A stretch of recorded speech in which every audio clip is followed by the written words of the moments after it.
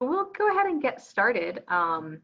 Sorry if I seem a little distracted. I'm also letting people in the room, but like I mentioned, my name is Clare Murphy, and I'm currently the acting executive director at Arlington Arts Center.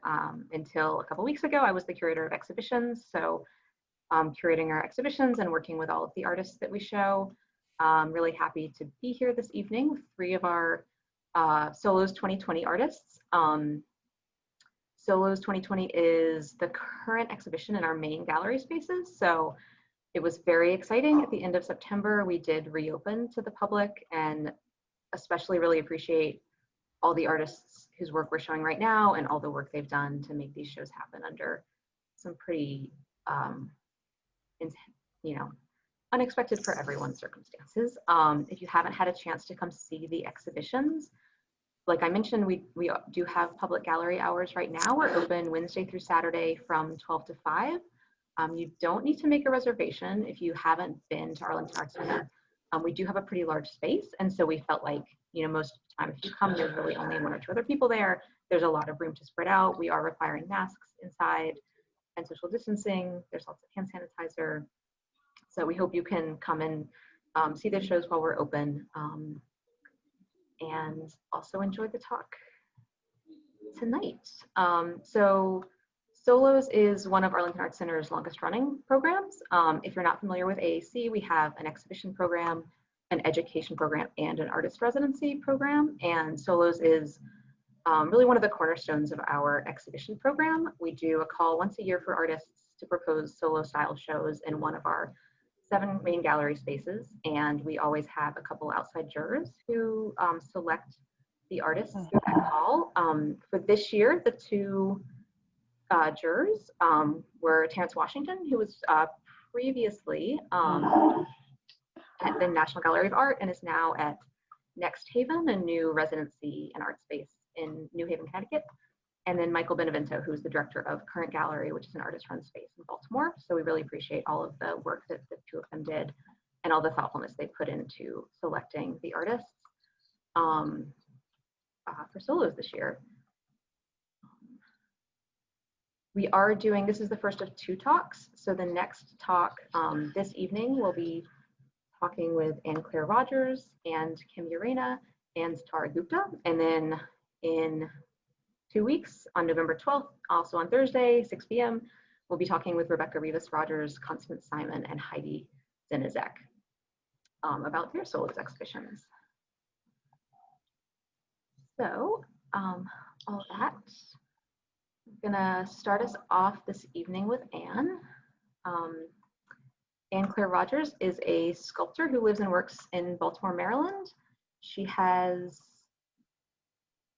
exhibited at the Hudson D. Walker Gallery and Art Museum, Brown University Center for Public Art, Visual Arts Center, Gallery 4, and Treasure Town, among other venues.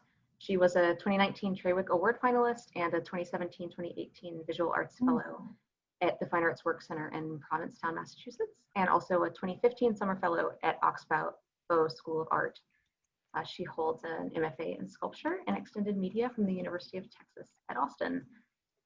Thanks, Anne, for being here. Anne's going to share her screen, and hopefully that'll go smoothly. We will take some questions. So Anne's going to talk a little bit about the work, and then we'll have some time for questions. Because we do have so many people, I am going to ask people to put questions in the chat. So if you put your questions in the chat, I'll read them out. Okay. All right.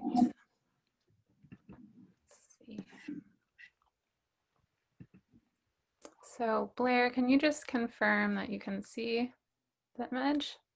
I can, yes. Okay, and you can hear me? I can hear you, yes.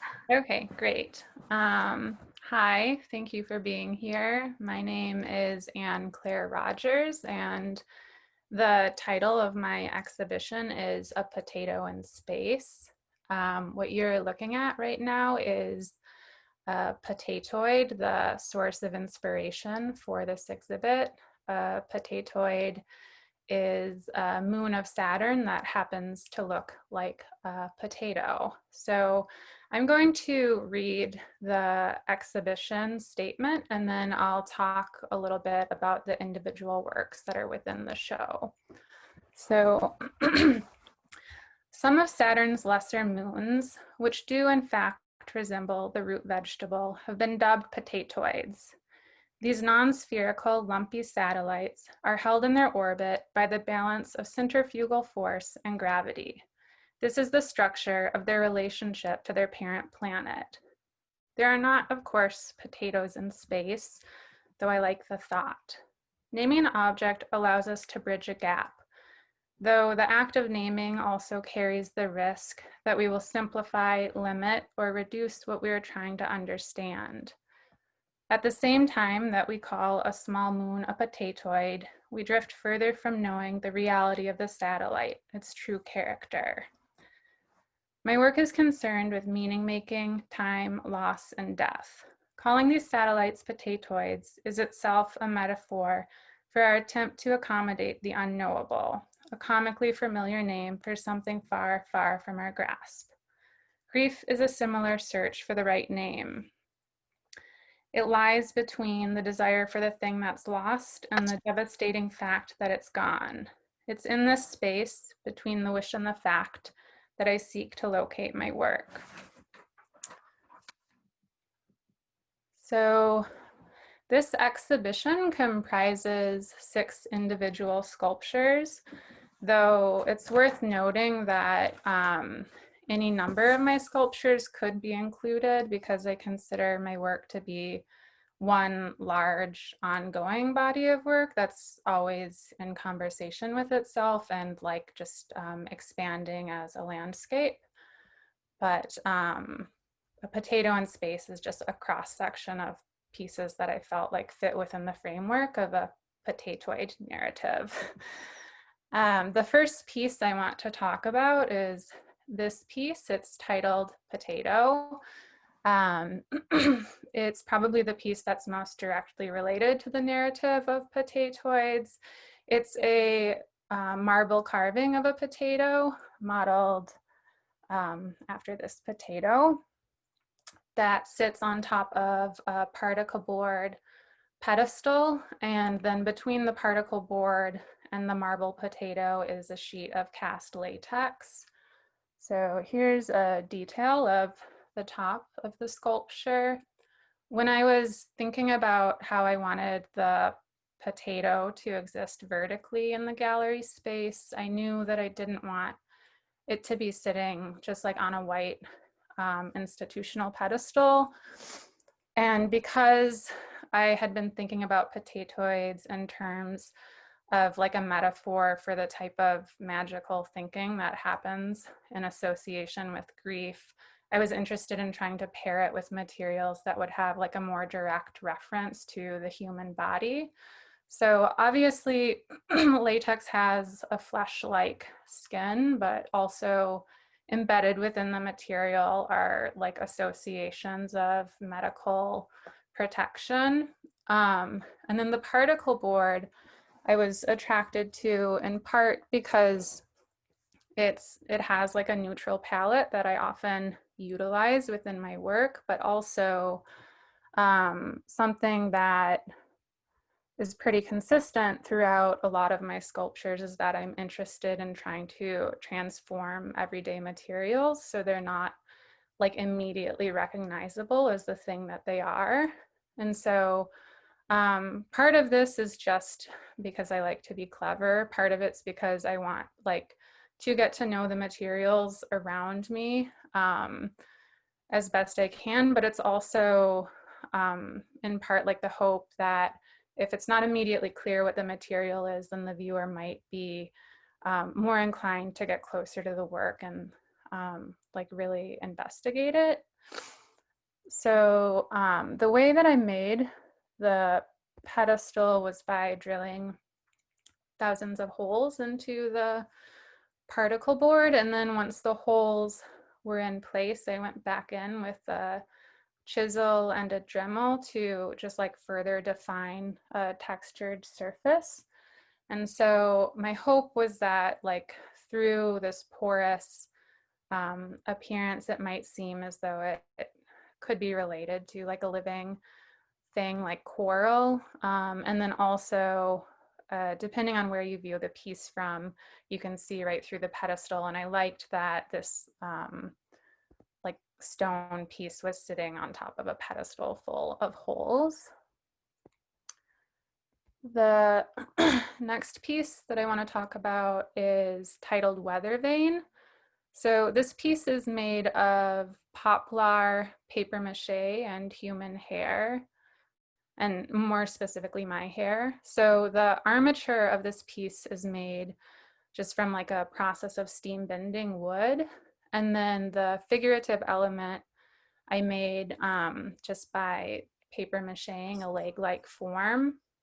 Once the paper mache dried, I went into the surface and poked holes using a needle.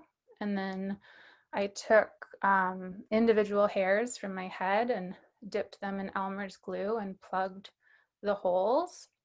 And so again, I was interested in like trying to achieve this material transformation. And it happens that like the process for this piece was similar to the pedestal in that it involved like making tons and tons of punctures.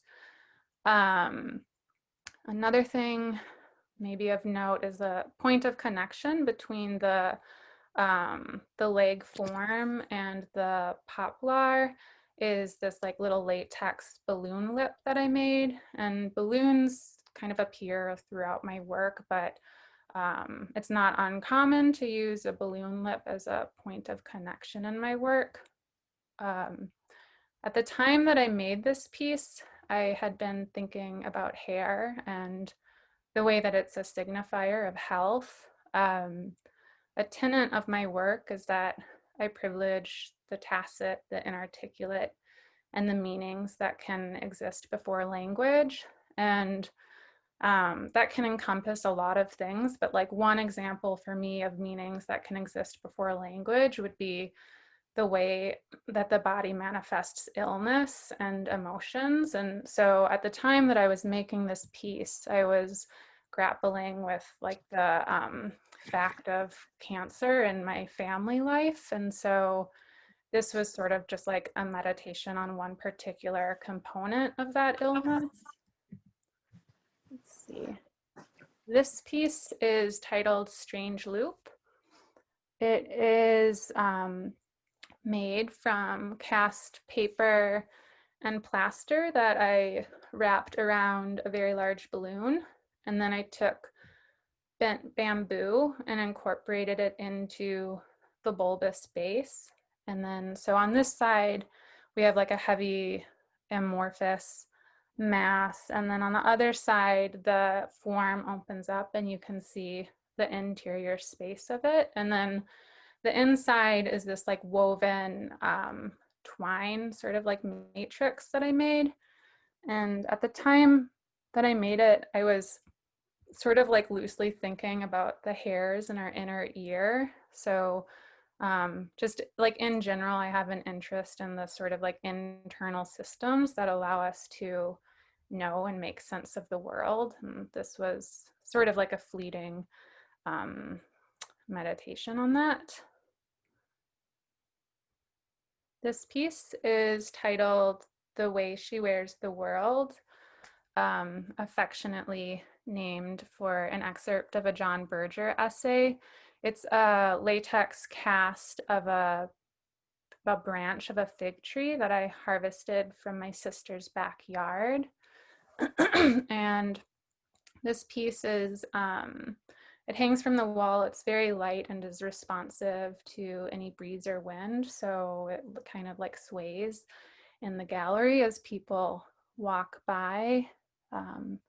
Here is a detail shot, again, the like motif of the balloon lip as a point of connection.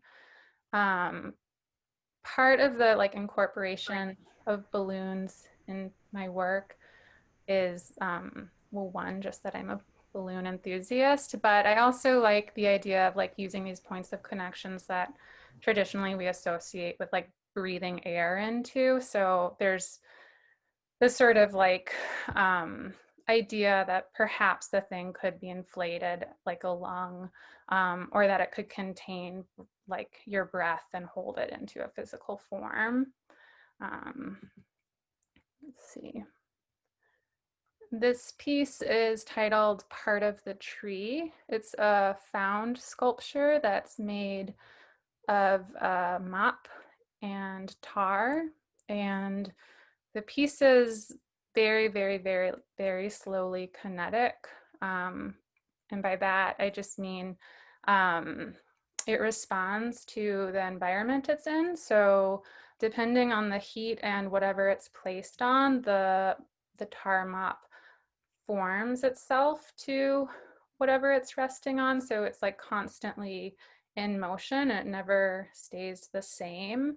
And so I was interested in this idea of like slow motion that can only be seen like over time through like documentation and comparing the differences, but like one that's not perceptible to the human eye. And then the last piece in the exhibition is titled Tube, and then in parentheses, I lost. The impetus for this piece came from a tube of aluminum foil that I found in a creek. You can see it a little bit better.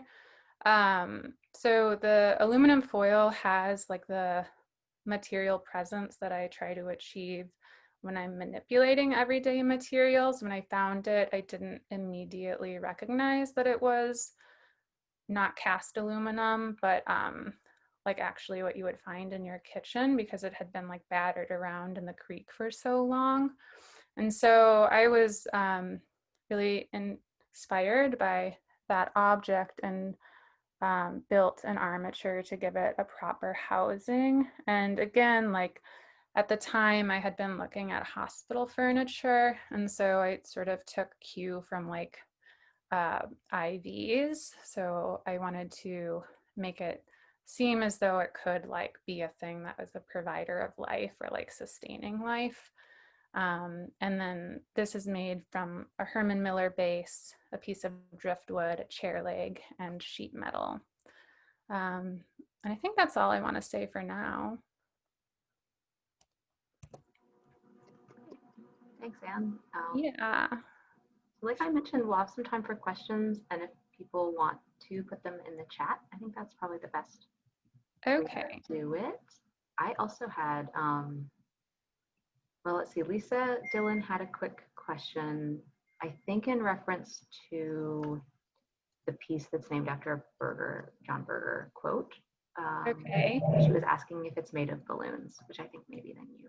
Well, it depends on how strict your definition of a balloon is. I mean, yeah, it's made through the same process. It's cast latex, but I mean, it's like, if you look at the close-up of it, it's not a high quality balloon. You wouldn't be able to inflate it and have it hold a lot of air. But yeah, it's made of the same raw material that balloons that you buy at like the party store are made of. That's sort of related to the first question I had, which is you talked a lot about how you're really interested in transforming these more mundane materials. Is it important to you that the audience knows kind of what they were though? Like you also kind of, I guess in your talk, you mentioned it specifically. And then I think with one or two of the pieces, like they're so sort of perfectly and thoughtfully crafted, but then there's one or two places where you kind of reveal and you can sort of see what it is. Is that, do you sort of want people to get a sense of what the material is or was? It isn't important to me that people know what the material is, but what I want is like to at least hopefully make people like more interested in how the things around them are constructed. If that happens to be my art, that's great, but it needn't be my work. I just I guess I just like want to encourage people to have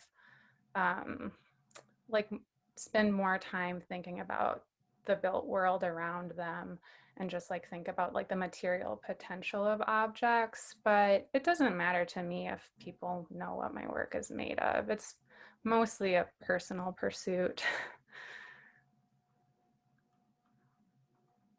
You also talked a little bit about the relation between the pieces and the body, and then also this idea of kind of things that are like in between or before language. I think for me that's the like sort of bodily aspects of the work really get to that kind of in between space.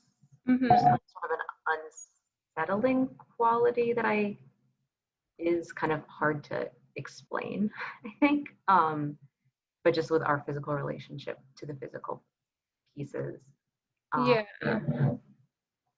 And is that, I guess, is that something, or how do you approach that when you're thinking about what to, like a particular work?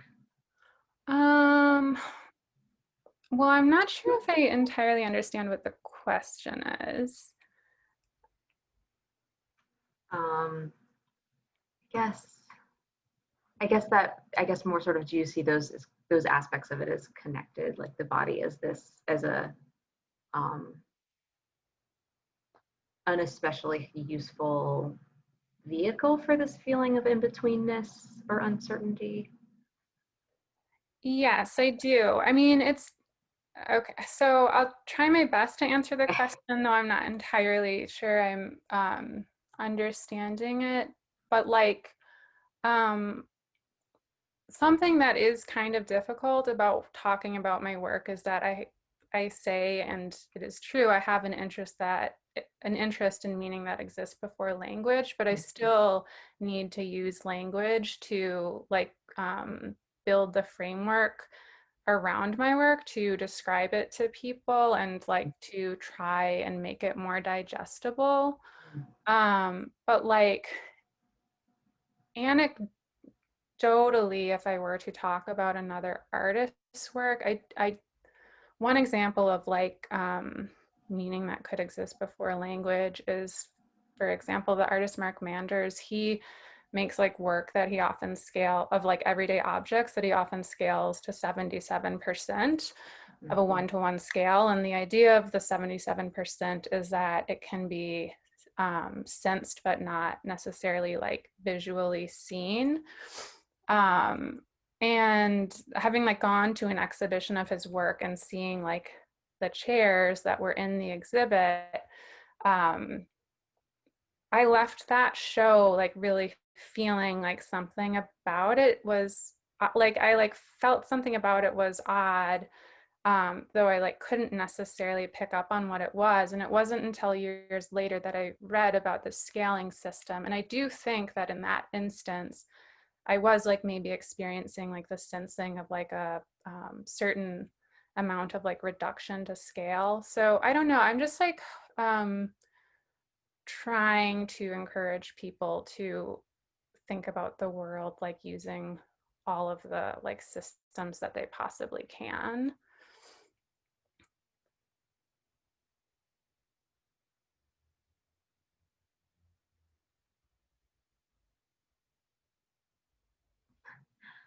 Are there other questions for Anne out there in Zoom world?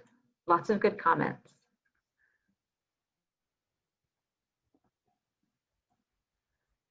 Well, thank you everyone for listening. Oh, there are a couple questions. Lisa Okay. Dillon was asking if you could talk about outer space tubers and the body. Outer space tubers? I think outer space comma tubers, so like outer space potatoes. Oh, Body. just about potatoids? Yeah, which you kind of I mean, introduced. truthfully, I really can only speak to them to the extent that I already have.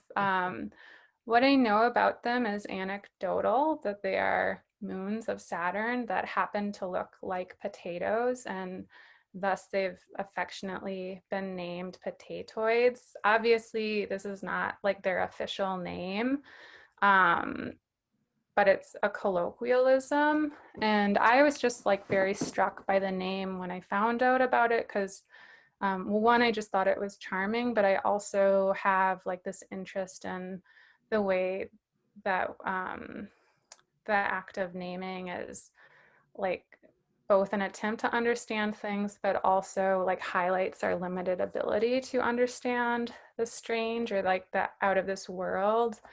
Like a parallel sort of example, which is not about out of outer space potatoes, would be like the naming of mushrooms, for example. Like, of course, mushrooms have their Latin names that almost nobody knows, but then, you know, the like more common way of understanding mushrooms is through their colloquialisms that can be things like black witch's butter, or devil's urn, or dead man's finger, or like hairy earth tongue is another example of a mushroom. I'm kind of like, I can't give you like more detailed information about potatoids. Yeah, I was interested in that with your statement that it's that the naming describes some elements of them, like their physical appearance, but it also in some ways totally gives you no, like actually misinforms you about what they are because they're actually nothing like potatoes actually. Yeah. Yeah, I think the question was sort of the connection between outer space and potatoes and the body. But I think as kind of I don't know, Lisa, if you want to unmute and um, if there is a more clarified version, or you can also enjoy the mystery. That sounds good.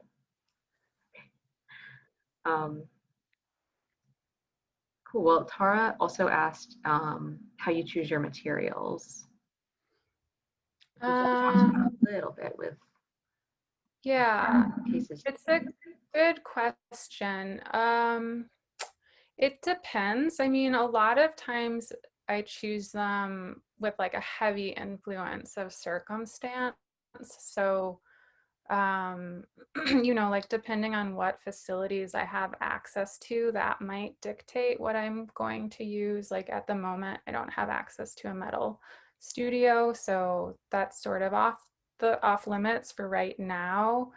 But you know, like with the piece 2 by Lost that has the roll of aluminum foil, like I felt like the material found me and I was inspired by it. And um, although like I just incorporated that found material into that sculpture, like in other pieces, I have tried to like emulate the process that tube went through to achieve like a similar outcome. So sometimes it's just like imitating things that I find. It just depends.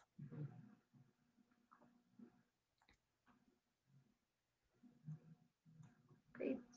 Well, thank you, Anne. It was really good to hear more. Oh, thank you.